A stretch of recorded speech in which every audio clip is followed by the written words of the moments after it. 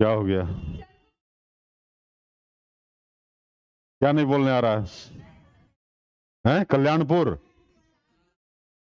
पा, पातालपुर? है?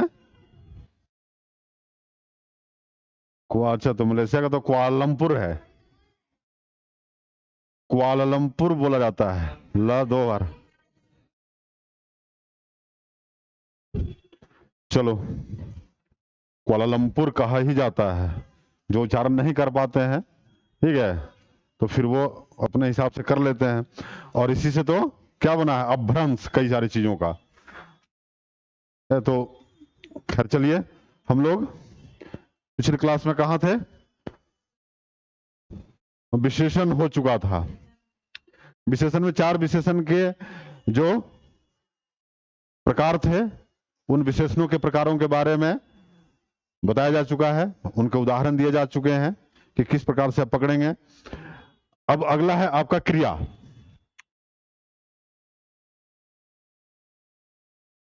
क्रिया अंग्रेजी में इसको कहते हैं वर्ब। ये पढ़ना है आपको।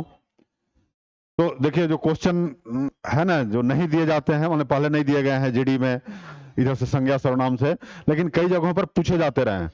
तो जैसे देखिए, क्वेश्चन जो है कुछ लेकर के आए हैं।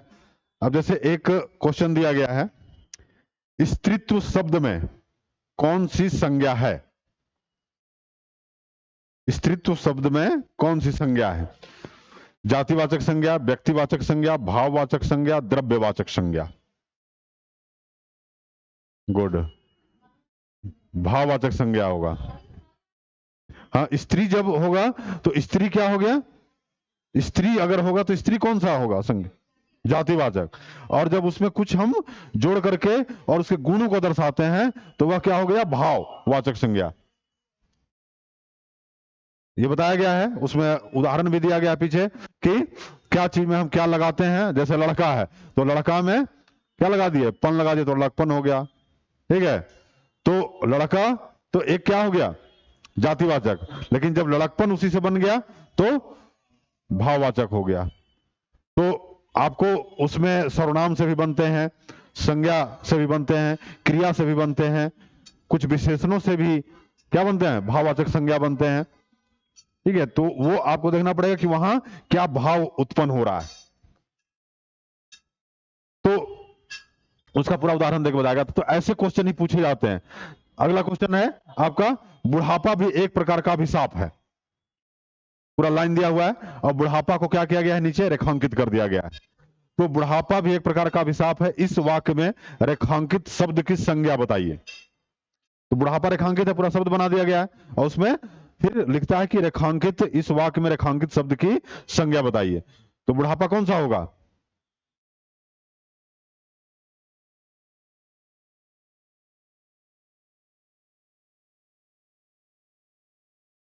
बूढ़ा से बुढ़ापा बना, भाववाचक हो गया, ठीक है। क्या? तो इसमें और क्या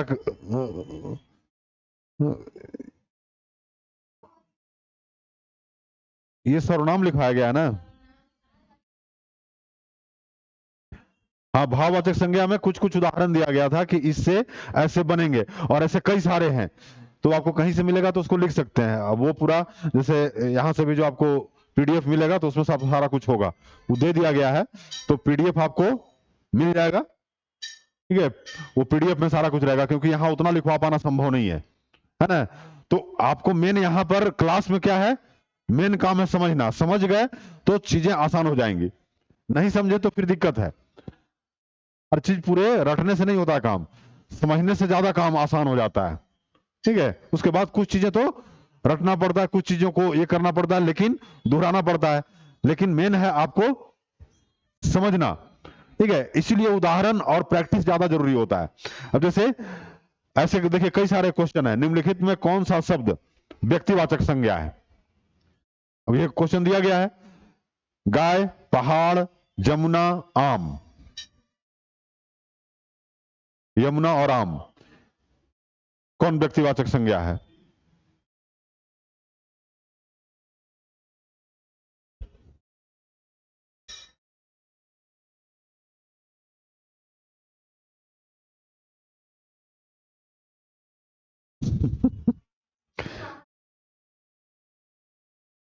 यमुना क्या है? हैं? तो नाम है तो व्यक्तिवाचक वही ना होगा। व्यक्तिवाचक में क्या है? नाम होना चाहिए। चलिए, जातिवाचक में तो गाय से पूरा का गाय का बोध हो गया, तो वो तो जातिवाचक हो गया। व्यक्तिवाचक में क्या आएगा? अब जैसे नदी, तो नदी भी क्या हो गया? कई नदियां हैं, कई पहाड़ हैं, कई झीलें हैं।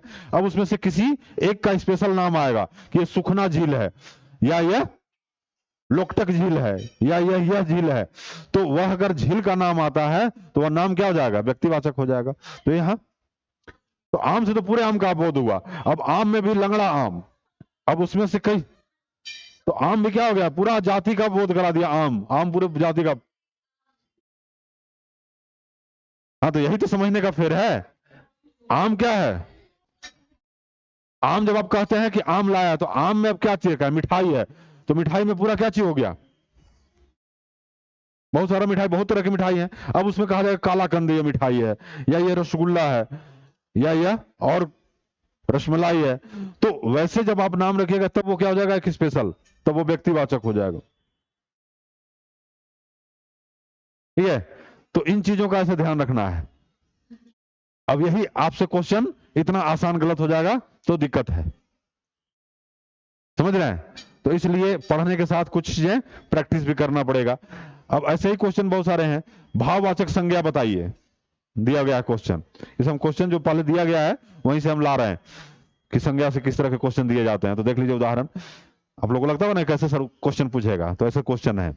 एक में कंफ्यूज कर गए, उधर दो का क्वेश्चन बताया। अब है कि भाववाचक संज्ञा बताइए। अब इसमें देखिए कैसे दिया हुआ है, तो अपने आप ये आपको आंसर मिल जाएगा। लड़कापन, लड़कापन। दूसरा लड़काई, तीसरा लड़कपन, और चौथा लड़काईपन। तो लड़कपन ये अपने आप बना दिया। तो ऐसे ऑप्शन रहते हैं और ऐसे इसमें उत्तर खोजना पड़ेगा, है ना? अब है निम्नलिखित में भाववाचक संज्ञा कौन सी है? अब दिया हुआ है शत्रुता, वीर, मनुष्य, गुरु। शत्रुता है ना। अब वीर क्या हो जाएगा इसमें? वीर, वीर विशेषण हो जाएगा। किसी का बता रहा है कि वह व्यक्ति इतना वीर है, ठीक है, वह कायर है, तो वो विशेषता बता रहा है, विशेषण हो जाएगा, है ना। मनुष्य, तो मनुष्य क्या हो जाएगा? जातिवाचक संज्ञा हो जाएगा। और गुरु क्या हो जाएगा? गुरु भी कोई भी जाति, तो ये भी जाति में आ जाएगा, संज्ञा में, है ना। अब उसमें जैसे यहाँ कई गुरु आपको पढ़ाने आते हैं, अब उसमें सबका अलग अलग नाम है, तो उनके नाम से जब संबोधित किया जाएगा तो व्यक्तिवाचक हो जाएगा। ये चीजें क्लियर हुआ इन उदाहरणों से? कौन सा शब्द जातिवाचक संज्ञा नहीं है? ये भी क्वेश्चन होगा। कौन सा जातिवाचक संज्ञा नहीं है? जवान, बालक, सुंदर, मनुष्य। तो सुंदर, और सुंदर क्या है? ये भाववाचक भी नहीं है। सुंदर क्या है? विशेषण है ना। तो यहां विशेषण को रख दिया गया। और जवान, बालक और मनुष्य, ये तीनों क्या हो गए? जाति हो गए। तो यहां खुद लिखा हुआ है। तो ऐसे भी जब ये बताइएगा तो तीन एज है। व्यक्ति में व्यक्ति का नाम होगा, नाम किसी भी स्थान का, किसी भी व्यक्ति का, किसी भी देश का। देश कहेंगे तो देश कहेंगे तो क्या होगा? देश है तो वो जातिवाचक हो गया। लेकिन हम कहेंगे भारत देश, पाकिस्तान देश, अफगानिस्तान देश, तो ये क्या हो गया? नाम के साथ, तो ये व्यक्तिवाचक हो गया। ये है, वो पूरा किसी जाति का बोध करा। मनुष्य मनुष्य जाति का बोध करा रहा है, जानवर पूरे जानवर का बोध करा रहा है ना। तो उसमें जो है वो जातिवाचक हो गया। और जब किसी के नाम के साथ पुकारते हैं तब वह, तो जैसे यहां यमुना वाला में कंफ्यूज कर गए, आम और ये करने लगे। तो यमुना क्या है? नाम है नदी का। अब नदी जब हम कहेंगे तो वो क्या हो जाएगा? जातिवाचक। और उसमें गंगा नदी, गोदावरी नदी, ठीक है, यमुना नदी और ब्रह्मपुत्र नदी, ये जितने भी नदियां हैं, ठीक है, फिर इधर सतलज और वो जो पढ़ चुके हैं तो वो सब सारा। तो ऐसे ही है। कौन सा शब्द भाववाचक संज्ञा नहीं है? अब इसमें दिया गया है, तो मिठाई, चतुराई, लड़ाई, उतराई, मिठाई। अभी तो बताया गया मिठाई किसमें आ जाएगा, जातिवाचक में, कई जा रहे, तो यहां मिठाई हो गया।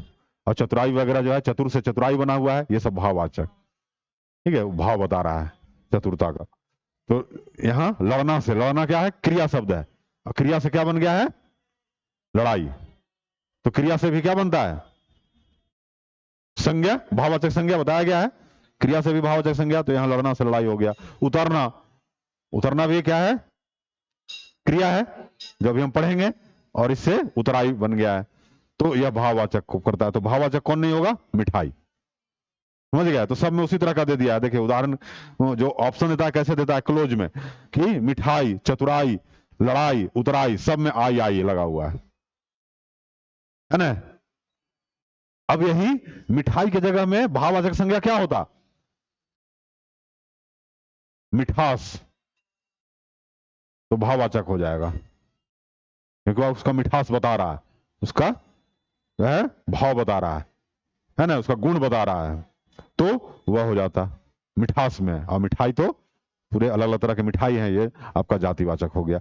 वैसे ही अब यहां बता रहा है जातिवाचक संज्ञा बताइए, तो यानी जातिवाचक संज्ञा बताइए, तो नीचे जो ऑप्शन दिया है उसमें एक ही जातिवाचक है, अन्य क्या है, दूसरे हैं।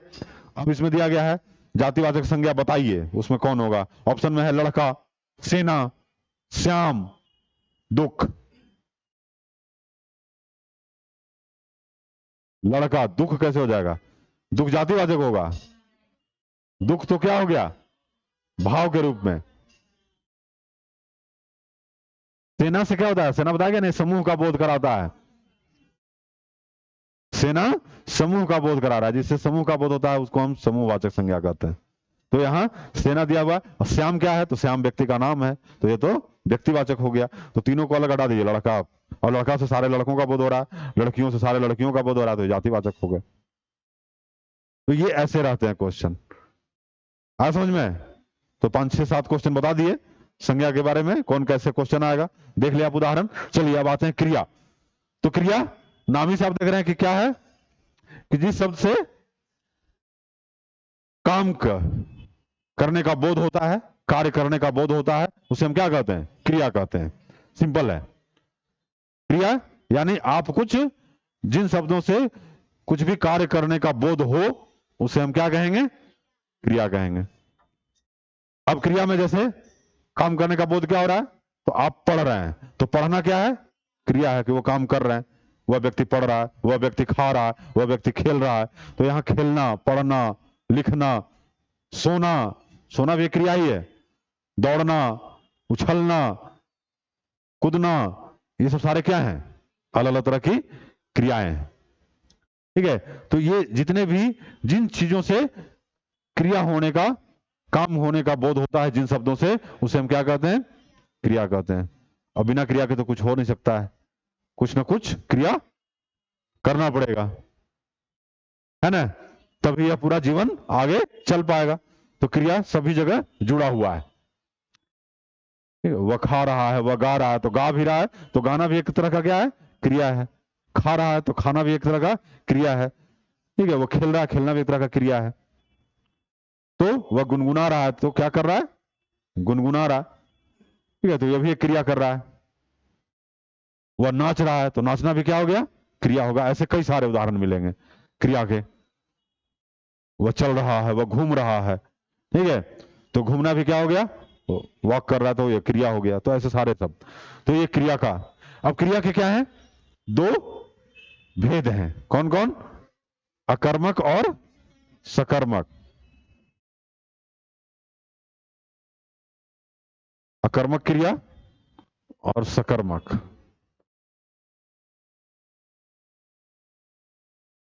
क्रिया।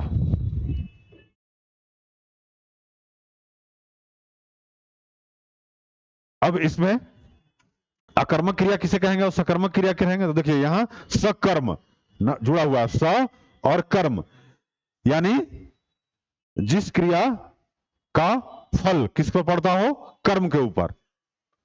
जिस क्रिया का फल किस पे पड़ता हो, काम कर रहा है, तो काम या तो कौन करेगा, कर्ता करेगा, या उसके साथ कर्म जो जुड़ा हुआ है वो करेगा। कर्ता के साथ अगर डायरेक्ट जुड़ा हुआ है, कर्ता पर पड़ रहा है, तो कर्ता पर पड़ रहा है तो उसको हम क्या कहेंगे? अकर्मक। जिन क्रियाओं को करने का फल किसके ऊपर पड़ रहा है? कर्ता के ऊपर, ठीक है, तो उसको हम क्या कहेंगे?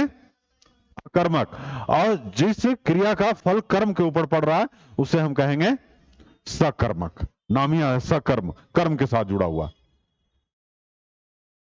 तो सकर्मक उसमें कहते हैं जिसमें क्या है, किसी के साथ आप कौन क्या वगैरह का उपयोग करते हैं, उन शब्दों का वो प्रश्न पूछते हैं, प्रश्न का उत्तर मिलता है। जैसे वह खा रहा है, तो वह खा रहा है, तो यहां खा रहा है, खाना क्रिया हुआ, वह किसके ऊपर पड़ रहा है? वह फल, वह के ऊपर, वह करता है। लेकिन वह आम खा रहा है, तो आप प्रश्न यहां करेंगे कि वह खा रहा है, तो खा रहा है, क्या खा रहा है? तो वह आम खा रहा है, वह रोटी खा रहा है, वह चावल खा रहा है, वह बिरयानी खा रहा है। तो यहां दो चीजें हैं, क्या? वह खा रहा है, तो यहां पर यह तो चीज है कि वह व्यक्ति अभी कुछ नहीं कर रहा है, न पढ़ रहा है, न लिख रहा है, वह क्या कर रहा है? अभी खाने में लगा हुआ है। लेकिन वह खा क्या रहा है? तो यहां खाना जो है, वह जो क्रिया है, खाने का काम कर रहा है, उसका डायरेक्ट फल किसके ऊपर पड़ रहा है? कर्ता के ऊपर, वह के ऊपर, यह कर्ता है, ठीक है, तो कर्ता के ऊपर पड़ रहा है, तो यह क्या हो गया? अकर्मक क्रिया। लेकिन सकर्मक में कि वह, हाँ, या वह बिरयानी खा रहा है, या वह छोले भटूरे खा रहा है, कुछ भी खा रहा है। आम का भी सीजन नहीं है, छोला भटूरा ज्यादा खाते हैं, तो छोले भटूरे खा रहा है, समोसा खा रहा है, कुछ भी कर सकते हैं, वो आपके ऊपर निर्भर करता है। जो चीज पसंद है, वह मिठाई खा रहा है।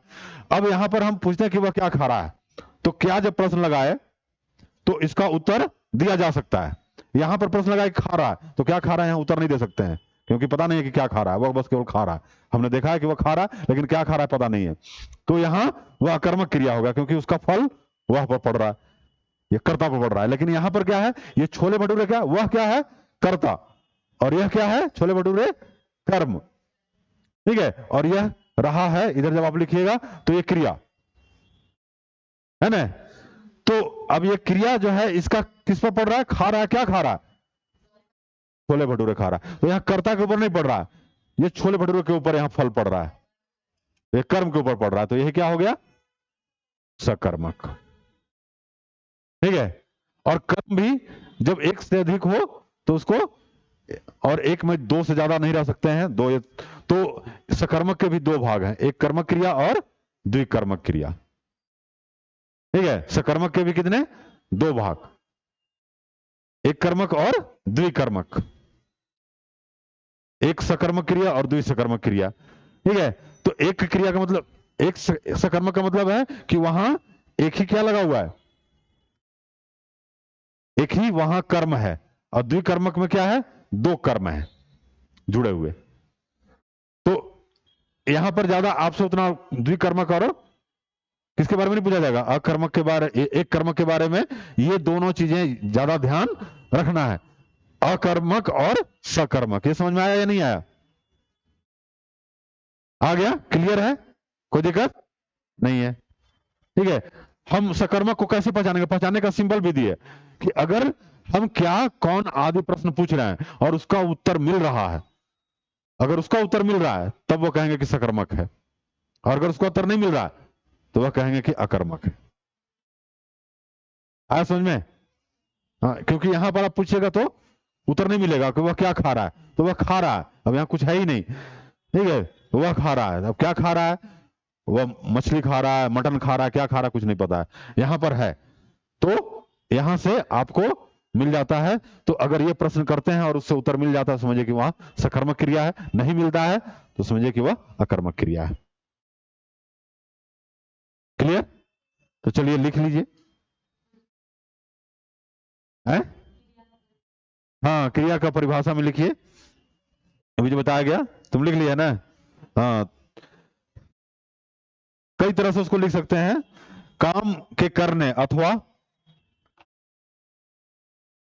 काम के करने अथवा होने का बोध कराने वाले, बोध कराने वाले शब्दों, बोध कराने वाले शब्दों को क्रिया कहते हैं,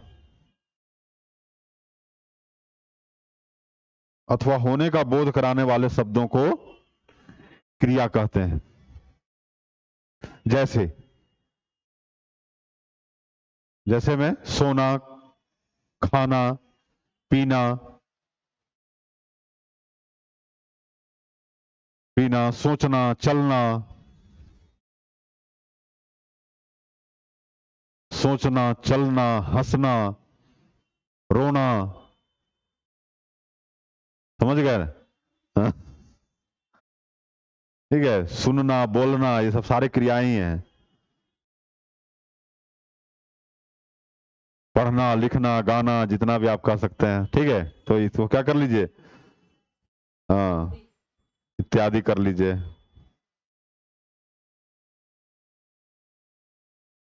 अब आइए क्रिया के भेद,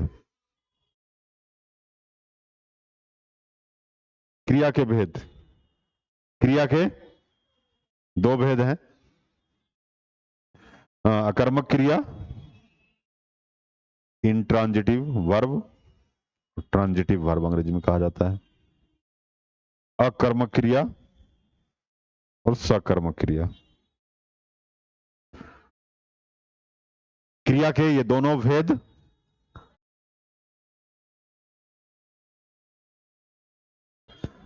हाँ लिख सकते हैं ऐसे भी, वो तो वैसे ही लिखी है, वो नहीं लिखी दो, तो आपके ऊपर करने के ऊपर है। जो पहले समझा दिया गया है तो देखो, वो उसको समझाने की जरूरत नहीं है, वो पहले कर लिया वैसे, दो बार लिखने के बाद फिर उसका परिभाषा लिखने की क्या जरूरत है। तो ये आपको समझना है, कैसे आप इसको करते हैं वो आपके ऊपर निर्भर करता है। चलिए लिखिए, अकर्मक क्रिया में जिन क्रियाओं का फल, जिन क्रियाओं का फल सीधा कर्ता पर पड़ रहा हो, वे वे अकर्मक क्रियाएं, वे अकर्मक क्रियाएं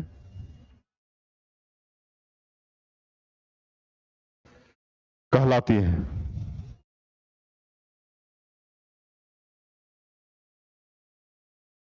जैसे मुकेश दौड़ रहा है,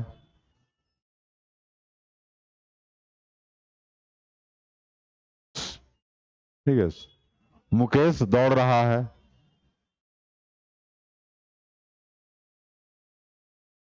मुकेश करता हो गया, करने वाला कौन है, तो मुकेश, और क्या कर रहा है, दौड़ रहा है। लेकिन हम अगर इसी को क्या बना दें कि मुकेश, अब जैसे प्रश्न पूछा जाए मुकेश कहां दौड़ रहा है, तो यहां तो उत्तर नहीं है, लेकिन हम कहें कि मुकेश जो है वह मैदान में दौड़ रहा है, तो मुकेश मैदान में दौड़ रहा है, तो यहां मैदान क्या हो गया, कर्म हो गया। और दौड़ने का फल कहां पर पड़ रहा है, कर्म पर, क्योंकि हम जब वहां प्रश्न पूछे कि कहां दौड़ रहा है, तो कहां का उत्तर हमें मिल गया कि वह मैदान में दौड़ रहा है, तो वहां मैदान में दौड़ने को हम क्या कहेंगे, स्टेडियम में दौड़ रहा है। मुकेश कहां दौड़ रहा है, स्टेडियम में दौड़ रहा है, तो वह जब आएगा तो वह क्या हो गया, सकर्मक। आया समझ में? हाँ, तो मुकेश स्टेडियम में दौड़ रहा है, मुकेश मैदान में दौड़ रहा है, मुकेश खेतों में दौड़ रहा है, मुकेश नदी में दौड़ रहा है, मुकेश बालू में दौड़ रहा है, मुकेश सड़क पर दौड़ रहा है, कुछ भी कर सकते हैं। तो यह जो बना है सड़क पर दौड़ रहा है, कहां दौड़ रहा है, तो सड़क पर दौड़ रहा है। कभी कभी आप सड़क के किनारे दौड़ते हैं, ठीक है, सड़क के किनारे टहलते हैं, मुकेश टहल रहा है, तो मुकेश टहल रहा है, लेकिन कहां टहल रहा है, टहलना क्रिया हो गया, टहल रहा है क्रिया, तो मुकेश टहल रहा है, लेकिन कहां टहल रहा है, तो मुकेश सड़क किनारे टहल रहा है, मुकेश बाग में टहल रहा है, तो यहां सड़क किनारे बाग जो भी होंगे वह क्या होंगे, कर्म, और उसका फल कहां पड़ रहा है, टहलने का कर्म के ऊपर, डायरेक्ट कर्ता के ऊपर नहीं, तो उसको हम सकर्मक क्रिया कहेंगे। बस यही है, आ रहा समझ में? चलिए, तो इसमें अकर्मक क्रिया के ज्यादा उदाहरण देने से कोई जरूरत नहीं, आप तो उदाहरण बता दिए। अब वैसे तो सैकड़ों उदाहरण हो सकते हैं, है ना। उषा गा रही है, ठीक है, निशा सो रही है, लेकिन निशा सो रही है। अब इससे यह क्या है, अकर्मक। लेकिन निशा कहां सो रही है, तो निशा बेड पे सो रही है, बेड पर सो रही है। निशा टेबल पर सो रही है। निशा यहां मेज पे सो रही है, पढ़ते पढ़ते सो गई, तो निशा मेज पर सो रही है। ये भी तो हो सकता है। तो ये जो है कहां पर का उत्तर दिया जा रहा है, तो उसको क्या हम कहेंगे, सकर्मक क्रिया, है ना। तो यही चीज है। चलिए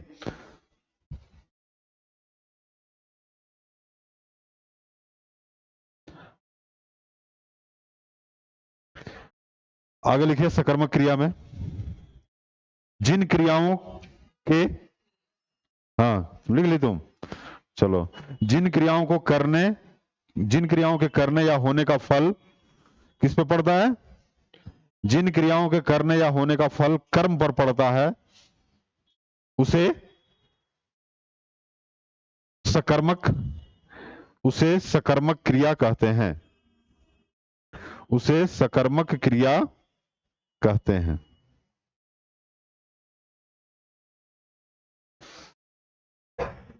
जैसे, जैसे अभी बताया गया, हाँ कुछ भी लिख सकते हैं, या नीरा, या श्याम छोले भटूरे खा रहा हुआ के जगह में, या वो मटन खा रहा, चिकन खा रहा, जो भी पसंद हो वो भी तुम लिख सकते हो, अपना नाम के साथ लिख सकती है।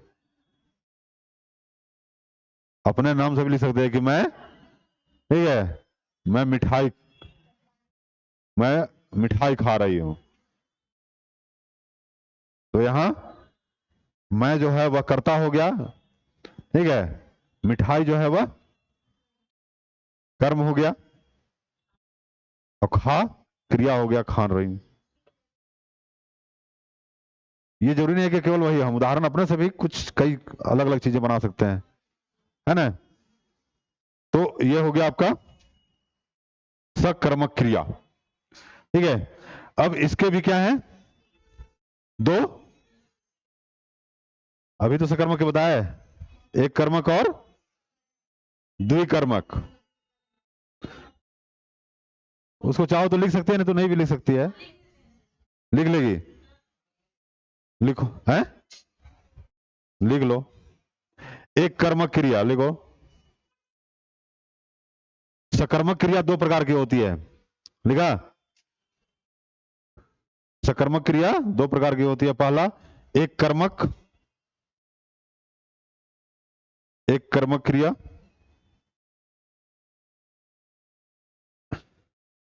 तो इसका नाम ही से जुड़ा हुआ है, एक कर्म वाली क्रिया, डैश देके लिखो, एक कर्म वाली क्रिया, एक कर्म वाली क्रिया एक कर्मक क्रिया कहलाती है।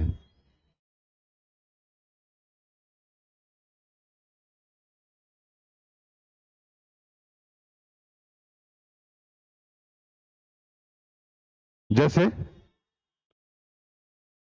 जैसे उदाहरण में, सुरेश किताब, सुरेश किताब पढ़ रहा है,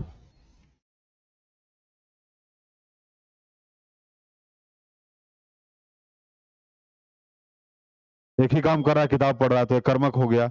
और यह सकर्मक क्यों है, क्योंकि यहां पर क्या पढ़ रहा है। अगर केवल कहते हैं कि सुरेश पढ़ रहा है, अब पढ़ रहा है तो क्या पढ़ रहा है, मैगजीन पढ़ रहा है, किताब की जगह मैगजीन भी तो हो सकता है, या न्यूज़पेपर पढ़ रहा है, तो क्या पढ़ रहा है, किताब पढ़ रहा है। तो यह क्या हो गया, सकर्मक हो गया। और सकर्म में भी एक कर्म है, तो यहां पर क्या कहा जाएगा, एक कर्मक क्रिया। हाँ समझ में। अब द्विकर्मक लिखिए, द्विकर्मक,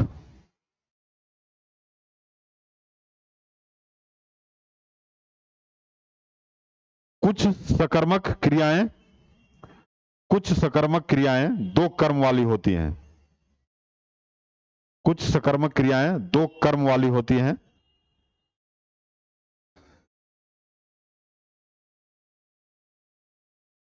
उन्हें द्विकर्मक क्रिया कहते हैं, उन्हें द्विकर्मक क्रिया कहते हैं। ठीक है, जैसे जैसे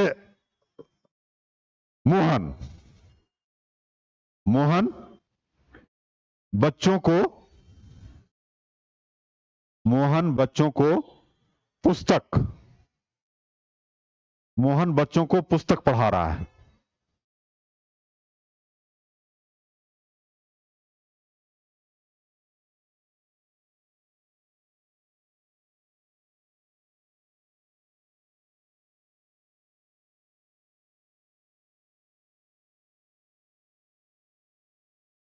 अब यहां देखो, क्या काम, क्रिया क्या हो रहा है?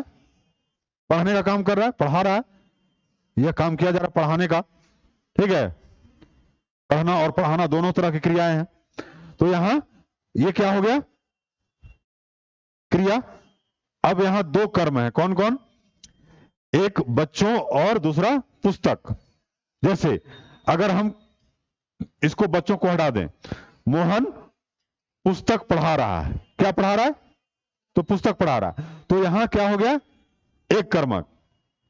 या मोहन बच्चों को पढ़ा रहा है, पुस्तक हटा देते हैं तो पुस्तक हटा देंगे और मोहन क्या हो गया? बच्चों को पढ़ा रहा है।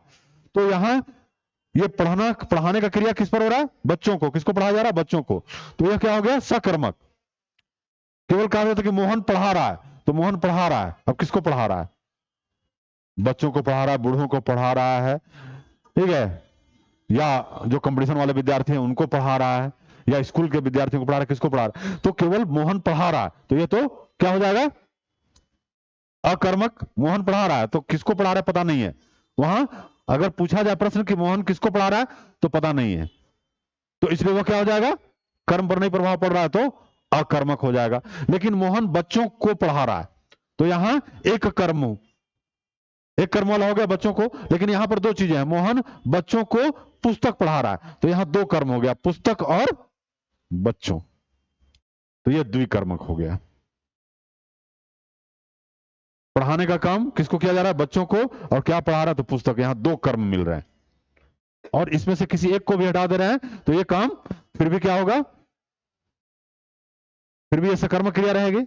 एक को हटा देंगे तो एक कर्मक रह जाएगा, और फिर ये पूरे को हटा देंगे, ये इसको पूरा, तो ये क्या बन जाएगा? मोहन पढ़ा, वो यहां पुस्तक पढ़ा रहा है। तो यहां आपको क्या हो गया? मोहन पढ़ा रहा है, तो ये निकल गया, तो यही बन गया क्या? अकर्मक। इसी चीज से कैसे हम अकर्मक बनाएंगे और कैसे सकर्मक बनाएंगे, और एक कर्म और द्विकर्म वाला बनाएंगे, देख सकते हैं उदाहरण एक ही से। आया समझ में या नहीं? देखिए,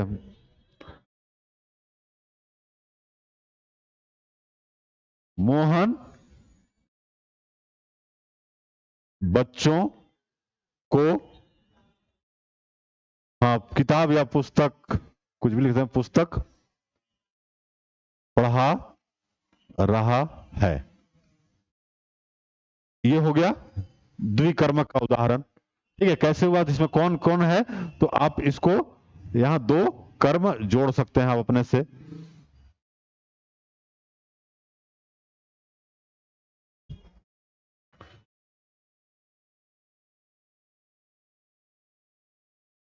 ये वाला हो गया और ये। हाँ, अब इसको हम एक में कैसे बदलेंगे? एक कर्मक में। तो मोहन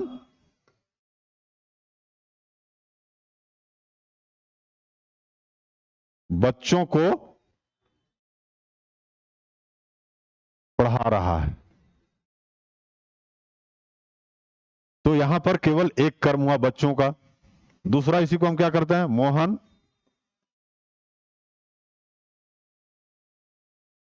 पुस्तक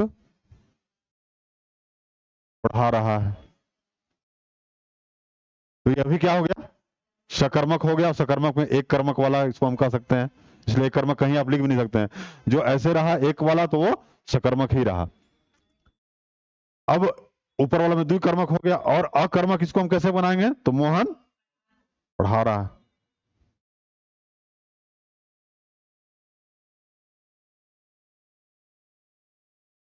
अब ये हो गया द्विकर्मक।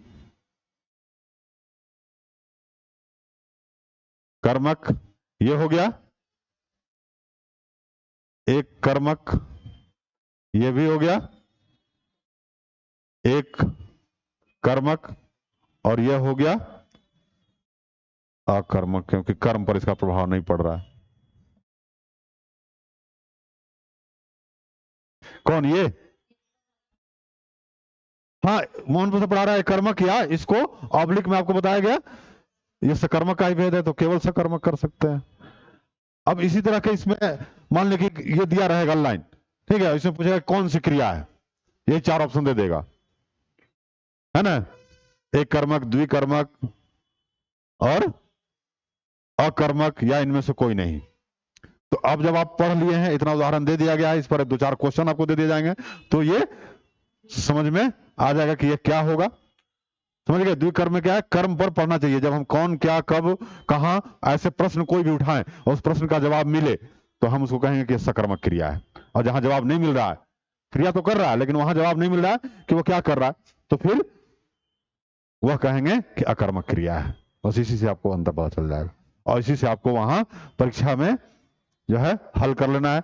अब इसके जो क्या होंगे उदाहरण, ठीक है, जो क्वेश्चन परीक्षा में आए हुए हैं वो आपसे जैसे अभी पूछा गया संज्ञा वगैरह का, वैसे ही आगे संज्ञा का तो लगभग 5-7 क्वेश्चन पूछ चुके, उस दिन भी पूछे थे, कुछ विशेषण का भी पूछे थे। अब सर्वनाम का और क्रिया वगैरह का छुट्टी के बाद जब आप शुरू करेंगे पढ़ना तो उस समय तक पढ़ के पूरा आइएगा, उसको 2 बार जितना लिखवाया गया उसको समझिएगा, कोशिश कीजिएगा, फिर आपसे प्रश्न पूछा जाएगा, क्योंकि उसका यहाँ व्याख्या होगा, तो फिर आपको जो भूल चुके हैं उसका रिकॉल हो जाएगा। ठीक है, यही विशेषता होती है किसकी, ऑफलाइन क्लास की। ठीक है, कि आप सीधा शिक्षक से जहां नहीं समझ में आ रहा है आप वार्ता कर सकते हैं, पढ़ सकते हैं शिक्षक उस बार को, और वहां पर क्या होता है कि जब कोई नहीं है रिकॉर्ड कर दिया गया, समझ में आया नहीं आया पूरा उदाहरण दे करके 1 ही घंटा में कई चीजें बता दिया गया। ठीक है, कुछ समय तक पढ़े, उसके बाद फिर उसको देखने का भी मन नहीं किया, फिर उसको छोड़ दिए। यहाँ तो आपको उतने देर तक बैठ कर क्या करना है, पढ़ना है। इतने देर तक 1 घंटा तक जो पढ़ाया जा रहा है उसको पढ़ना है। वहां तो 10 मिनट के बाद कहीं से कॉल आ गया, अभी यहाँ कॉल भी आएगा तो कहिएगा कि क्या करना है हमें, अभी पढ़ रहे हैं, क्लास हमारा 4 बजे तक है, 4 बजे के बाद हम तुमसे मिलेंगे। और वहां क्या होगा, अभी क्या हो रहा है, तो अभी कुछ नहीं हो रहा है, तो आ जाओ यहाँ, हाँ, रांची मॉल में अभी नया खुला हुआ है, बाद बाकी तो ये न्यूक्लियस मॉल बगल में है ही, तो दौड़ के आप सब सामान छोड़ करके किताब उताब को ऐसे बंद करेंगे और भाग जाएंगे। फिर वहां 2 घंटा 4 घंटा कैसे निकल गया पता ही नहीं चला, और इसके चलते आप क्या रह जाते हैं, पीछे रह जाते हैं। ठीक है, तो समय का सदुपयोग करना सीखना है। ठीक है, तो ये हो गया आपका क्रिया। अब आगे इसमें लिखिए धातु, क्रिया में ही आता है धातु, तो धातु, हाँ, बहुत सारे जो क्रिया हैं वह मूल धातुओं से बने हुए होते हैं। अब लिखिए धातु में क्रिया के मूल रूप को धातु कहते हैं, क्रिया के मूल रूप को धातु कहते हैं। जैसे जैसे आ, कौमा, जा, आ जा, खा, पी, पढ़, लिख, सब कौमा दे के लिखिएगा, पढ़, लिख, रो, हंस, उठ, बैठ आदि।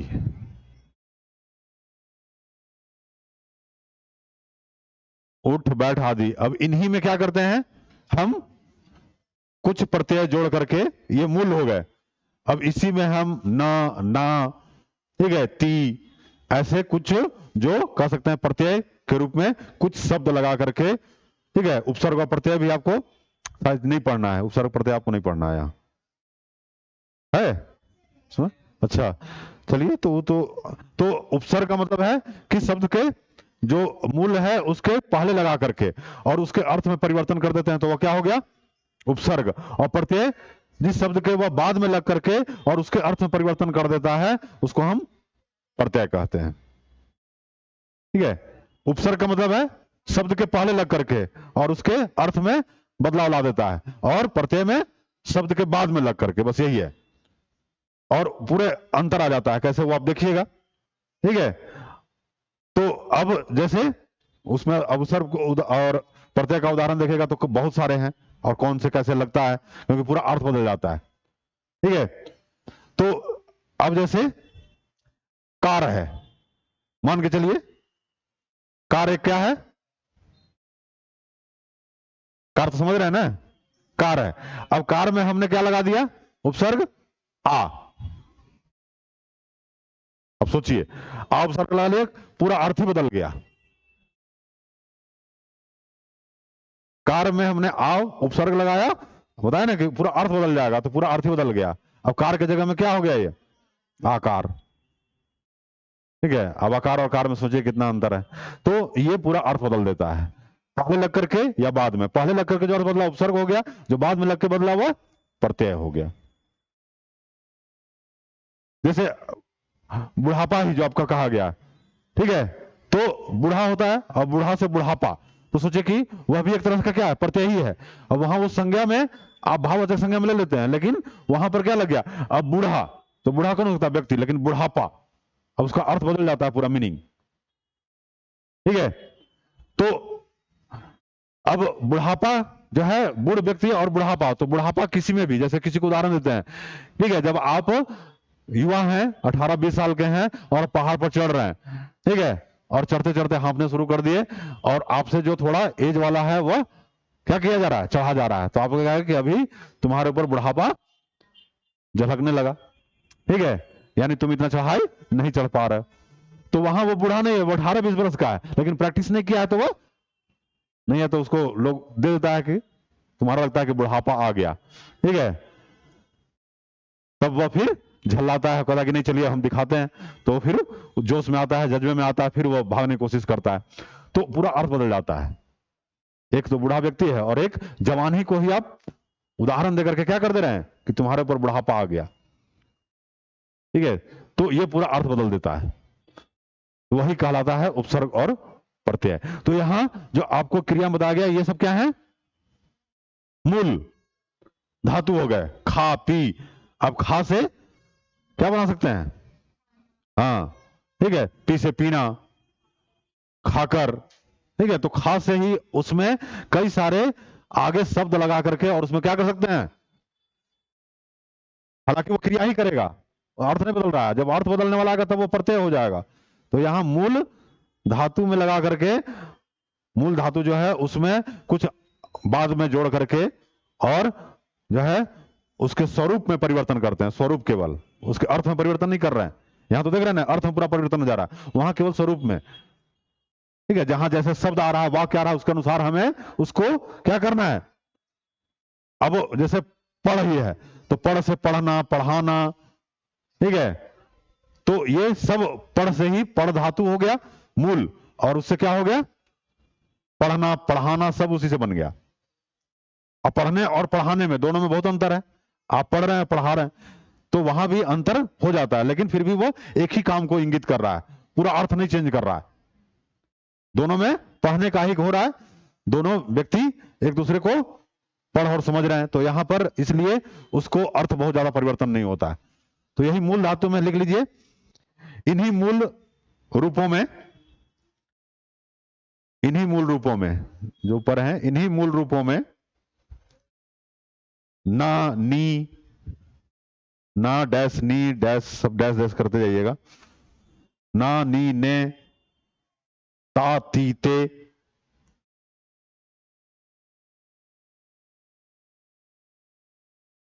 ना, नी, ने, ता, ती, ते, या ये मतलब ये, जैसे पढ़ना से क्या हो जाएगा, या ये की जगह में ये भी लगा सकते हैं, पढ़ाई। वो पढ़ नहीं रहा, वो क्या कर रहा है, अब उसको वो पढ़ रहा है, और हम उसको क्या कर सकते हैं, दूसरे अर्थ में भी कर सकते हैं, क्या कर सकते हैं, वह पढ़ाई कर रहा है, वो पढ़ रहा है, वह पढ़ाई कर रहा है। अब पढ़ ही धातु है, पढ़ धातु, इसी से क्या बना है, पढ़ना भी बना, वो पढ़ रहा है और वह पढ़ाई कर रहा है, तो ई लगा दिए, में, तो क्या बन गया? पढ़ाई बन गया। तो इसी से हम क्या कर सकते हैं? अलग अलग तरह के क्रियाएं बना सकते हैं। समझ में आ रहा है ना? इसी से अलग अलग तरह की क्रियाएं बना सकते हैं। तो या फिर लिखिए ये ए ऐसे, ये ए, गा गी गे आदि, गा गी गे आदि प्रत्यय लगाने से, आदि प्रत्यय लगाने से क्रिया के विभिन्न रूप बनते हैं। आदि प्रत्यय लगाने से क्रिया के विभिन्न रूप बनते हैं।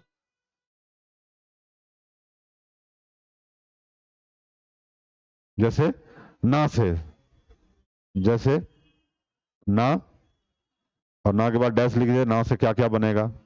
ना नहीं ना, ना। तो ना से जैसे खाना, खाना पीना सोना रहना, सब में ना लगा हुआ है। खा पी जो भी रहे ऊपर लिखे उसी में ना लगा दिए, तो खा में खाना, पी में पीना, ठीक है, सो में सोना, तो ऐसे नाम में लगा करके, तो ऐसे ही अलग अलग चीजों से बन सकते हैं। ठीक है, तो ये हो गया आपका धातु और धातु से बनने वाले क्या अलग अलग तरह की क्रियाएं हैं जिसमें हम प्रत्यय जोड़ करके और बनाते हैं। अब इतना ही आप याद रखिए, ऐसे इसके और भी हैं धातु के, ठीक है, लेकिन अब उतना आपको डेप्थ में नहीं जाना है। यहाँ सिंपल क्वेश्चन पूछेगा ज्यादा उतना, ठीक है, हम क्वेश्चन देखे हुए हैं तो क्वेश्चन बहुत ज्यादा नहीं है, और ज्यादातर तो वर्तनी शुद्धिकरण अशुद्धिकरण से, जैसे ये सब लिख रहे हैं तो अब जैसे बहुत सारे को अकर्मक लिखने के लिए कहा जाएगा तो र कहाँ लगाना है पता ही नहीं है, धर्म लिखने के लिए कहा जाएगा, कर्म लिखने के लिए कहा जाएगा, कर्म लिखने के लिए कहा जाएगा, ठीक है, तो वह क्या करते हैं ज्यादातर अशुद्ध लिख देते हैं। वहां यही वर्तनी अशुद्धि वगैरह के बारे में दिया जाता है कि इसमें कौन अशुद्ध है या कौन शुद्ध है, हैं? तत्सम तद्भव नहीं पढ़ना है, जो हमारे पास भेजा गया उसमें तो नहीं लिखा हुआ है तत्सम तद्भव।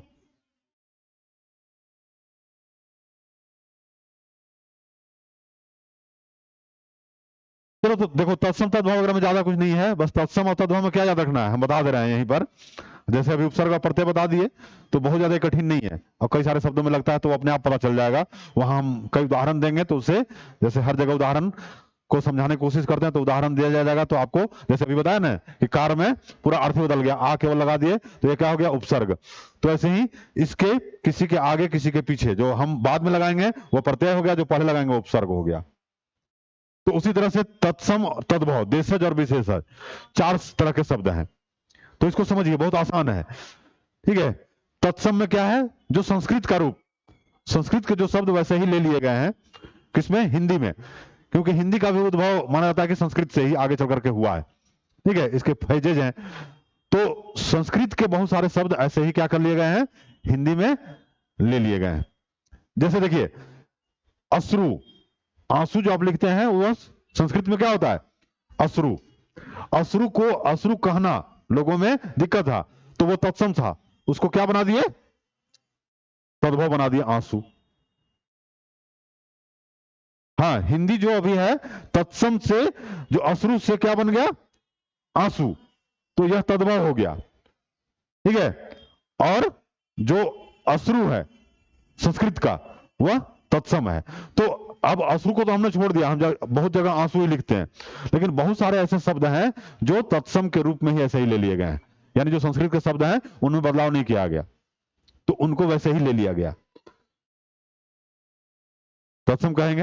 हाँ ठीक है, फिर हमारे जो कुछ देशी हैं अलग अलग क्षेत्रों से आए हुए, ठीक है, जहां जिसके लिए दूसरा कुछ शब्द प्रयोग नहीं होता है, ठीक है, तो उनको हम जब ले लेते हैं अपने में तो क्या कहलाते हैं देशज, ठीक है, जो अपने ही देश के अंदर अलग अलग क्षेत्रों में जो कुछ बोले जा रहे हैं, किसी के लिए कुछ है, जैसे आप देखते हैं ना लौकी है तो घिया है, ठीक है, तो अब लौकी को ही कई जगहों पर घिया कहते हैं, अब भिंडी को ही यहां पर झारखंड में क्या कहते हैं नहीं, भिंडी को भिंडी नहीं बोलते हैं।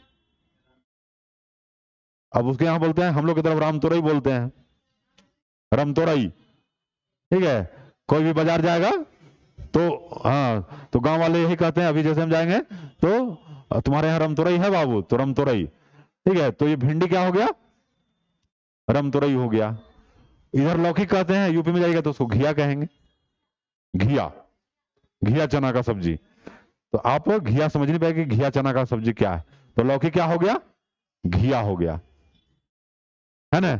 तो ऐसे कई शब्दों का जो है क्या होता है। अब नेनुआ जो इधर होता है उसको हम लोग की तरफ क्या कहते हैं, अब आप लोग की तरफ पता नहीं क्या कहते हैं, हम लोग की तरफ गोंगरा। हाँ, हाँ, गांव जाते बोलता है तो वही। तो कुछ जो ऐसे ले गए हैं, क्या हो गए, देशज हो गए, है ना। मैंने अब गांव को गांव के रूप में नहीं, लेकिन कुछ जो स्टैंडर्ड हैं जिनको लिया गया है हिंदी में, ऐसा नहीं कि सबको गोंगरा को ले लिया गया, लेकिन जो कुछ अलग अलग जहां पर उसके लिए हमारे यहाँ कोई शब्द नहीं था हिंदी में, लेकिन वो कुछ जगहों पर बोले जा रहे थे, उनके लिए वहां शब्द था, तो उसको हम ऐसे ही ले लिए, तो उसको क्या कहेंगे, देशज।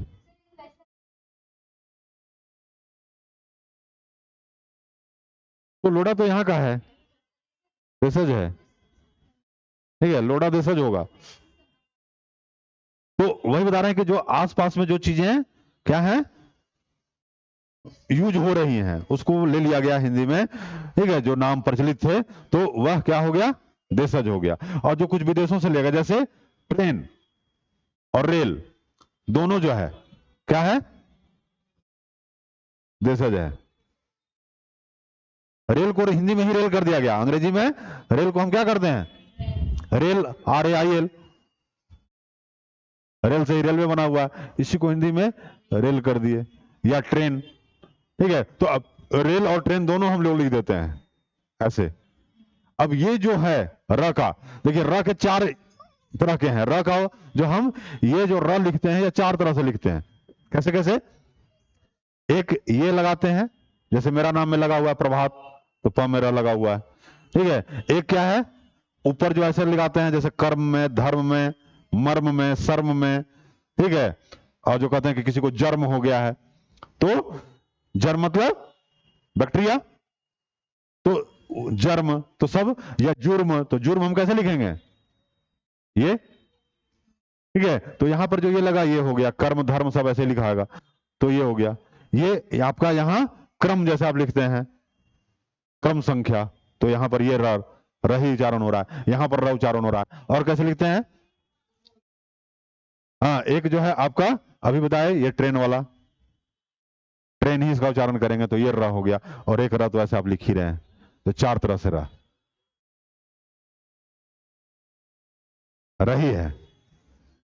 और कुछ है, हैं? किसमें ग्रेड,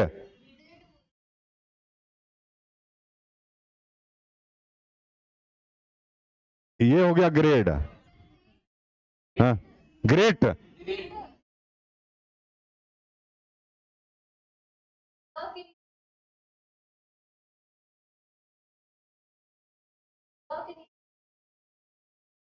अच्छा, हाँ, वो जैसे ये वाला, हाँ, ये भी एक है, ये वाला है, यही चार, हाँ, चार वही वाला हम, ये वो हो गया, तो इसका चार रूप में ये वाला, ठीक है, ये। ठीक है, तो देखो एक रूप ये, दो, सॉरी, ये, दूसरा ये, और चौथा ये। जैसे ये दृश्य, ठीक है, दृश्य, तो हम ऐसे लिखेंगे। ठीक है, दर्पण लिखना होगा तो कैसे लिखेंगे, हाँ, र पहले आ रहा है तो उसके बाद लगाना है, याद रखना हमेशा, दर्पण, तो र पहले आया, प, तो उसके अगले वाले पर लगा देना है र। ये नहीं कि द के ऊपर लगा देना है, या जाके न के ऊपर लगाना है, नहीं, पहले र का उच्चारण हो रहा है तो र के बाद जो शब्द आएगा उसी के ऊपर इसको लगाना है, यही लोग भूल जाता है, तो दर्पण। ठीक है, तो यहां पर कब लगाएंगे, कर्म, तो क के बाद र आ रहा है तब म आ रहा है, तो म के ऊपर लगाएंगे कर्म, ऐसे करके लिखा जाता है। ठीक है, ये कई जगहों पर लिखा जाता है, कृपा है।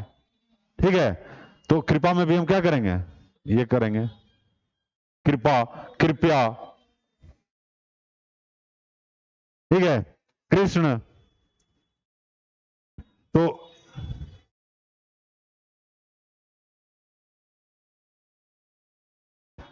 यहां पर अब यही शब्द आएगा कि कृष्ण जो है कैसे लिखा जाएगा, तो यहां अगर ऐसे दिया रहेगा, ठीक है, तो यही जो है आपका किसके चुनने के लिए आता है, शुद्धि में कौन वर्तनी शुद्ध है, तो ऐसे ऐसे करके, ठीक है, कृष्ण ऐसे लिख देगा, कृष्ण ऐसे लिख देगा, ठीक है, और कृष्ण ऐसे कर देगा, ऐसे करके 4 दे देगा, शुद्ध वो है, बाद बाकी आपको चुनना है, तो 4 में से कौन शुद्ध है, तो वही वर्तनी शुद्धिकरण है। तो ये 4 आपके हैं, किसके, र के, आज समझ में। तो उपसर्ग वो जो आप बताए तत्सम तद्भव बहुत ज्यादा नहीं कठिन है, लेकिन कौन शब्द किधर से आया है, बहुत सारे शब्द हम विदेशों से ले लिए हैं, विदेशों में जैसे जुर्म जो ये बताया गया, ये हमारा नहीं था, अभी तो हटा दिया ना जुर्म, तो ये सब कहां से लिए गए हैं, उर्दू वगैरह से बहुत सारे वर्ड ले लिए गए। नहीं, कुछ वैसे वर्ड चुन लिए जाते हैं, आप उपयोग नहीं करते हैं इसलिए, तो ऐसा कुछ नहीं है, तो बहुत सारे वर्ड जो हैं वो क्या किए गए हैं, जो हमारे में नहीं थे, उस कहां से ले लिए गए हैं, हाँ, जैसे उर्दू से ले लिए गए, फारसी से ले लिए गए, जैसे अब एक ये है डॉक्टर आप लिखते हैं, तो हम लोग का हिंदी में क्या होता है, अब ये हमेशा यूज किया जाने लगा चिकित्सक, तो चिकित्सक है डॉक्टर, और इसमें ये जो वर्ड है हम लोग में ये नहीं आता था, ये चंद्र बिंदु में केवल लगाया जाता था, ये बाहर से आया हुआ है, ये वाला जो है ना, ये बाहर से, ये चंद्र बिंदु नहीं है, ये डॉक्टर ओ का उच्चारण कर रहा है, लेकिन पूरा ओ नहीं कर रहा है, हम डॉक्टर ऐसे नहीं लिखेंगे, कैसे, ऐसे नहीं लिखते हैं, ये गलत हो जाएगा, ये ड में ऐसे अगर हम डॉक्टर करते हैं तो ये गलत हो जाएगा, ये पूरा औ का उच्चारण नहीं करता है, ये आधा औ का उच्चारण करता है, इसलिए इसको लगाया जाता है उसमें डॉक्टर, है ना। तो कुछ चीजें जो है वह बहुत सारे शब्द जो हमारे हिंदी में नहीं मिलते थे, जिनके लिए हिंदी में शब्द नहीं गढ़े गए थे, उसको हमने क्या किया, अलग अलग जगहों से ले लिया, और हमारे यहाँ कई संस्कृतियां भी आई, तो उनसे जैसे अब हमारे यहाँ ब्रिटिशर्स रहे, फ्रेंच रहे, ठीक है, आप किस में पढ़ते हैं, जीएस में पढ़ते हैं, हिस्ट्री में, तो वो सब जो आए वह सब क्या करते हैं, वो उनके साथ है जो बहुत सारे शब्द लेकर के आए जो हमारे लिए आसान पड़े, उनको हम ऐसे ही अडॉप्ट कर लिया, हमारे यहाँ ट्रेन नहीं है इंदा रेल, ठीक है, तो लोग गांव में क्या बोलते थे, लौहपथ गामी आवत जावत भुक भुक कर, ठीक है, इसका शुद्ध रूप क्या है, लौहपथ गामिनी, ट्रेन का, यहां पर लोग क्या कहते थे, लोहे के पथ पर चलने वाला, लोहे के पथ पर गमन करने वाला, लेकिन अब लौहपथ गामिनी अभी कहेंगे तो कोई समझ नहीं पाएगा कि लौहपथ गामिनी क्या है, तो वह जो वहां ट्रेन या रेल का उन्होंने कहा, तो हमने उसको अडॉप्ट कर लिया, हिंदी में वैसे ही ले लिया, उन्होंने डॉक्टर कहा, हमारे यहाँ चिकित्सक होते थे जो गांव गांव जाकर के वो करते थे, ठीक है, तो चिकित्सक की जगह उन्होंने डॉक्टर उपयोग किया, डॉक्टर ज्यादा प्रचलन में आ गया, तो डॉक्टर को हमने ऐसे ही अडॉप्ट कर लिया अपने यहाँ, तो जो चीज हमने ले लिया उनसे वह हो गया। आया समझ में, क्लियर है यहां तक, अभी तक कोई दिक्कत नहीं है, समझ में आ रहा है कुछ, चलो तो आज के लिए इतना ही रखते हैं, अब तो हम लोग छुट्टी के बाद मिलेंगे, है ना, कल से शायद आप लोग का छुट्टी भी हो रहा है, तो